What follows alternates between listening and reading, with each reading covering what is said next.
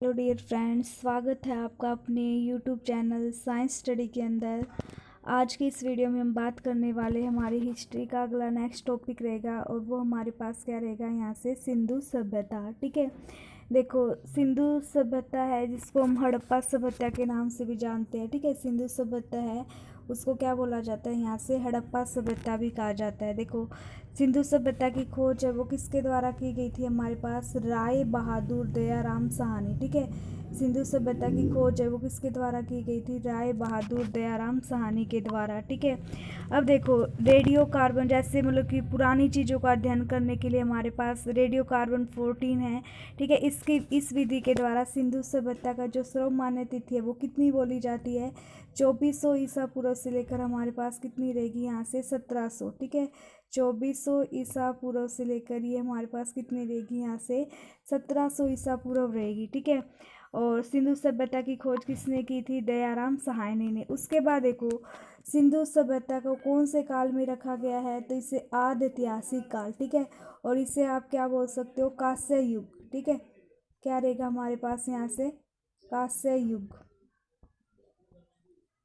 ठीक है, और इस सभ्यता के जो मूल निवासी थे वो कौन थे, हमारे पास द्रविड़। ठीक है, और भूमध्य सागरीय थे। उसके बाद देखो सर जॉन मार्शल के अनुसार उन्होंने क्या कहा था कि 1924 में सिंधु घाटी सभ्यता नामक एक उन्नत नगरीय सभ्यता थी।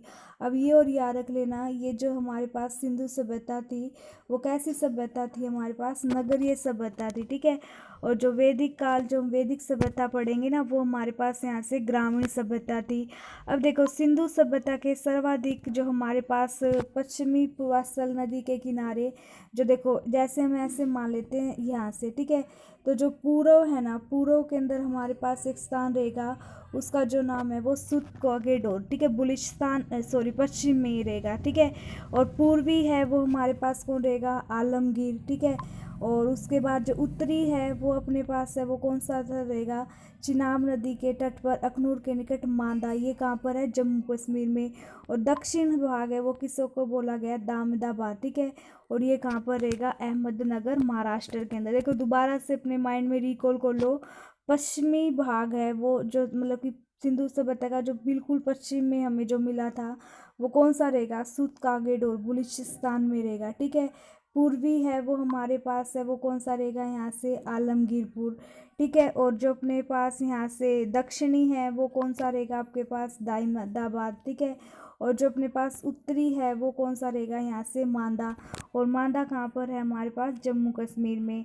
ठीक है, उसके बाद देखो सिंधु सभ्यता है वो हमारे पास कैसी सभ्यता थी, नगरीय सभ्यता थी। ठीक है, जो सिंधु सभ्यता है वो कैसी सभ्यता थी, नगरीय। तो हमारे पास 6 बड़े नगर मिले थे हमने, एक तो मोहनजोदड़ो। ठीक है, एक हमारे पास क्या रहेगा यहाँ से हड़प्पा।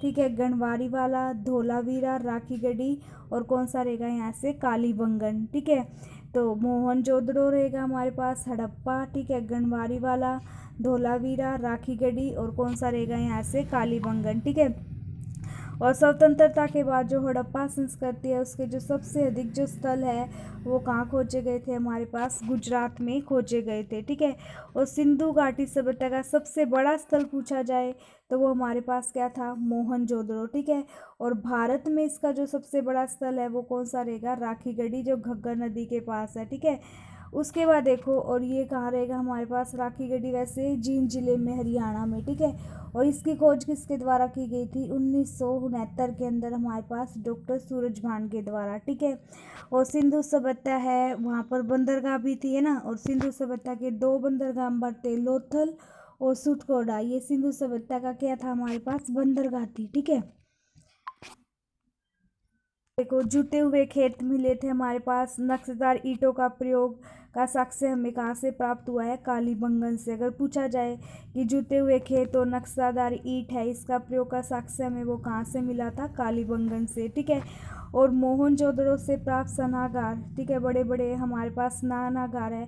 ठीक है, ये बड़ी इमारत होती थी तो इसमें स्नान कुंड मतलब कि 11 0.88 मीटर तो ये लंबा होता था, 7 मीटर के आसपास ये चौड़ा होता था, और 2.43 मीटर है ये हमारे पास कैसे होता था, गहराई में होता था। ठीक है, ये भी पूछा जा सकता है कि स्नानागार है वो हमें कहाँ से मिले थे, मोहनजोदड़ो से। ठीक है, अग्निकुंड हमें कहाँ से मिले थे, लोथल, और कहाँ से मिलेंगे हमारे पास, कालीबंगन से। ठीक है, मोहनजोदड़ो से प्राप्त एक सील पर 3 मुख वाले देवता की मूर्ति भी मिली है। ठीक है, तो उनके चारों ओर क्या है, हाथी, गैंडा और चीता, और क्या रहेंगे हमारे पास, भैंसा विराजमान है। ठीक है, 3 मुख वाले देवता, उस देवता का नाम है वो हमारे पास क्या रहेगा, यहाँ से पशुपति नाथ देवता रहेगा। ठीक है, और मोहनजोदड़ो से हमें क्या मिली, एक नृत्य की, एक कांस्य की क्या मिली है, एक हमारे पास मूर्ति मिली है।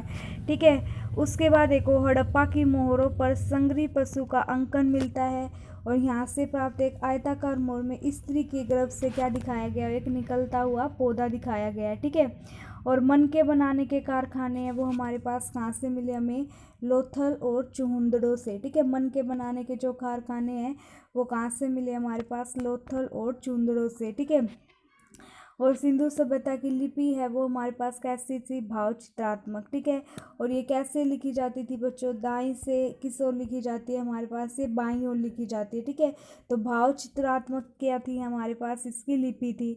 तो जब अभिलेख एक से अधिक पंक्तियों का होता है तो पहली पंक्ति दाईं से बाईं ओर, और दूसरी पंक्ति फिर वापस कैसे लिखी जाएगी, बाईं से कैसे लिखी जाती थी, दाईं ओर लिखी जाती थी। ठीक है, तो ये हम यहाँ से देख लेंगे। उसके बाद देखो सिंधु सभ्यता के लोगों ने ये बहुत बार पूछा जाता है, कौन सी नीति अपनाई थी, ग्रिड पद्धति अपनाई थी। ठीक है, सिंधु सभ्यता के लोगों के द्वारा कौन सी पद्धति अपनाई गई थी हमारे पास, ग्रिड पद्धति, घरों को बनाने के लिए।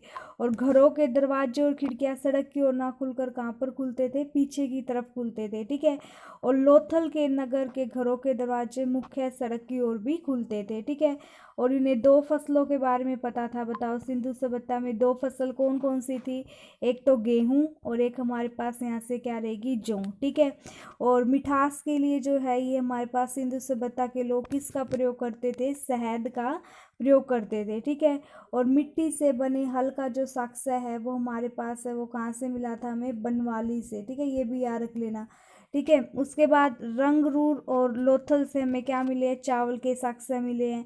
मतलब कि चावल का प्रथम साक्ष्य है वो हमारे पास कहाँ से मिला था हमें, लोथल से ही मिला था। ठीक है, सुरकोदरा, कालीबंगन और लोथल से सेंधवकाली घोड़े के क्या मिले हैं, अस्थि पिंजर भी मिले हैं। ठीक है, कांस्यकालीन से बोला गया था, याद रख लेना सिंधु सभ्यता को। और तौल की इकाई हमारे पास कैसे थी, संभवतः 16 के अनुपात में थी। ठीक है, सिंधु सभ्यता के लोग यातायात के लिए 2 पहियों वाली और कितने पहियों वाली, 4 पहियों वाली बैलगाड़ी का क्या करते थे, प्रयोग करते थे। ठीक है, मेसोपोटामिया के अभिलेखों में वर्णित महलुआ शब्द का अभिप्राय है वो कौन सी सभ्यता से था, हमारे पास सिंधु सभ्यता से ही था। ठीक है, उसके बाद देखो हड़प्पा सभ्यता संस्कृति का वर्णिक वर्ग के हाथों में ही था। ठीक है, वर्णिक वर्ग उसके हाथों में इसका शासन था। और पिंगलट ने हड़प्पा और मोहनजोदड़ो को एक विशेष साम्राज्य की क्या कहा गया है, जुड़वा राजधानी कहा है। ठीक है, सिंधु सभ्यता के लोग धरती को क्या बोलते थे बच्चों, उर्वरता की देवी मानकर उसकी क्या किया करते थे, पूजा करते थे। ठीक है, वृक्ष पूजा भी करते थे ये। ठीक है, और शिव पूजा भी करते थे। ठीक है, ये भी हमें कहाँ से पता चला था, यहाँ से सिंधु सभ्यता से। ठीक है, ठीक है, उसके बाद देखो हमारे पास ये हमने पढ़ लिया, यहाँ से शिव पूजा वगैरह करते थे वो। उसके बाद देखो सबसे जो हमारे पास सिंधु सभ्यता है उसमें मातर देवी की भी उपासना ज़्यादा क्या थी, हमारे पास प्रचलित थी। ठीक है, लेकिन सिंधु घाटी के नगरों से हमें क्या नहीं मिले बच्चों, मंदिरों के अवशेष नहीं मिले हैं। ठीक है, उसके बाद देखो पशुओं में हमारे पास कुब्बड़ वाला सांड है वो क्या था, यहाँ से पूजनीय था। और स्त्री मण मूर्तियाँ अधिक मिलने से ऐसा अनुमान लगाया जाता है कि सेदो जो हमारे पास सिंधु समाज था वो कैसा था, मतलब कि मात्र सत्रात्मक। ठीक है, माता की है वो ज़्यादा चलती थी। ठीक है, तो मतलब कि मात्र सत्रात्मक बोल सकते हैं क्योंकि ये देवी की क्या करते थे, मात्र देवी की पूजा भी करते थे। ठीक है, उसके बाद देखो ये इम्पोर्टेंट है कि जैसे हड़प्पा है ये कौन सी नदी के किनारे स्थित है, रावी नदी के किनारे। मोहनजोदड़ो है वो कहाँ रहेगा, सिंधु नदी के किनारे। चूंदड़ो है वो भी कहाँ रहेगा, सिंधु नदी के किनारे। कालीबंगन है वो घग्गर नदी के किनारे रहेगा, ठीक है। रंगपुर है वो कहाँ रहेगा, मादर नदी के किनारे। रोपड़ है वो कहाँ रहेगा, सतलज नदी के किनारे। लोथल है वो कहाँ रहेगा, भोगवा नदी के किनारे, ठीक है। आलमगीरपुर है वो कहाँ रहेगा, हिंडन नदी के किनारे। बनावली है वो कहाँ रहेगा, रंगरोई के पास, ठीक है। धोलावीरा है वो लूना नदी के किनारे। ये जैसे ये तो इतने इम्पोर्टेंट नहीं, लेकिन ये 4-5 जैसे हड़प्पा है वो रावी नदी के किनारे। मोहनजोदड़ो सिंधु नदी के किनारे, ठीक है। चूंदड़ो सिंधु नदी के किनारे। कालीबंगन घग्गर नदी के किनारे। रंगपुर मादर नदी के किनारे। कोटदीजी सिंधु नदी के किनारे, ठीक है। तो ये हमारे पास कुछ यहाँ से नगर थे। उसके बाद देखो हमारे पास सिंधु सभ्यता के जो लोग थे उनको किसके बारे में पता था, यहाँ से सूती वस्त्र और ऊनी वस्त्रों का वो क्या करते थे, प्रयोग करते थे। और मनोरंजन के लिए वो क्या करते थे, मछली को पकड़ना, शिकार करना, ठीक है। पशु पक्षियों को आपस में लड़ाना, चौपड़ खेलना, पासा खेलना, ये प्रयोग करते थे। उसके बाद देखो सिंधु सभ्यता के जो लोग हैं वो काले रंग से डिजाइन की हुई लाल मिट्टी के क्या बनाते थे, बर्तन बनाते थे। लेकिन सिंधु सभ्यता के लोगों को तलवार के बारे में नहीं पता था, मतलब कि लड़ाई झगड़ा फिर इसका मतलब तलवार है उसके बारे में इन्हें नहीं पता था। और कालीबंगन एकमात्र ऐसा हड़प्पाकालीन स्थान है जिसका निचला शहर मतलब कि किससे हुआ, सामान्य लोगों के रहने तो किले से घिरा हुआ था। कालीबंगन का अर्थ क्या होता है हमारे पास, काली चूड़ियाँ, ठीक है। तो हड़प्पा के जो स्रोत है यहाँ से हमें क्या मिले, खेत जोते जाने और अग्नि पूजा के जो प्रमाण है वो भी हमारे पास कौन से मतलब कि स्थल से मिले, कालीबंगन से। पर्दा प्रथा थी यहाँ पर और वेश्यावृत्ति भी सिंधु सभ्यता में थी, ठीक है। शवों को जला भी देते थे और मतलब कि इसको दबाने वाली दोनों प्रथाएं यहाँ पर चलती थी, ठीक है। ये पूछा जाए शवों को जलाने दफनाने और जबकि मोहनजोदड़ो में हमारे पास उसको जलाने की। हड़प्पा में तो क्या करते थे, जलाने के पता चला वो सॉरी दफनाने का, और मोहनजोदड़ो में हमारे पास जलाने का, ठीक है। और लोथल और कालीबंगा से हमें क्या मिली है, कुछ समाधियाँ भी मिली है, ठीक है। और आग में पकी हुई मिट्टी को क्या कहा जाता था, हमारे पास टेराकोटा कहा जाता था, ठीक है।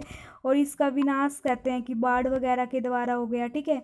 तो आज की वीडियो में सिर्फ इतना ही हमारे पास। तो आज हमने थोड़ा सा यहाँ से सिंधु सभ्यता के बारे में ल्यूसेंट वाली बुक से रिवाइज किया, ठीक है। कि ग्रिड पद्धति वगैरह उन्होंने अपनाई थी। मोहनजोदड़ो, हड़प्पा, गनवारी वाला, धोलावीरा, राखीगढ़ी, कालीबंगन, ये हमारे पास क्या थे, 6 बड़े स्थल थे, ठीक है। और गुजरात के अंदर हमारे पास सबसे ज़्यादा हड़प्पा संस्कृति के स्थल खोजे गए हैं, ठीक है। उन्हें कांस्य युगीन सभ्यता भी कहा जाता है। भाव चित्रात्मक थी, ठीक है। पशु की पूजा करते थे ये, ठीक है। कुब्बड़ वाला सांड है वो पूजनीय था। मात्र सत्रात्मक थे, ठीक है। तो इस टाइप से आज की वीडियो में सिर्फ इतना ही। अगर आपको वीडियो अच्छी लगे लाइक करें, शेयर करें, चैनल को सब्सक्राइब करें। Thank you. ओके, मैं कौन खाऊँ रोटी।